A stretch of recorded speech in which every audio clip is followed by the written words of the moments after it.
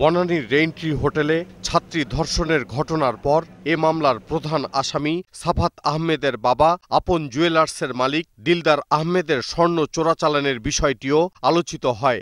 পরে আপন জুয়েলার্সের ৫টি শাখায় অভিযান চালায় শুল্ক গোয়েন্দা ও তদন্ত অধিদপ্তর।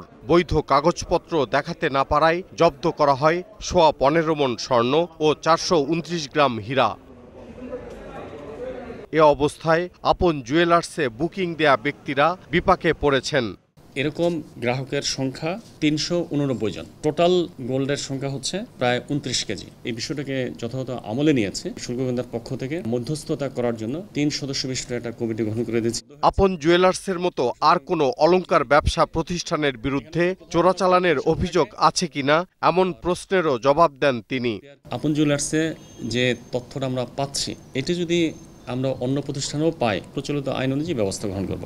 চোরাচালানের বিরুদ্ধে সরকারের অবস্থান কঠোর বলেও জানান শুল্ক গোয়েন্দা ও তদন্ত অধিদপ্তরের মহাপরিচালক। গোল্ড স্মাগলিং এর প্রতি দীপু সারোয়ার, ২১ টেলিভিশন, ঢাকা। গোল্ডের মাধ্যমে অন্যান্য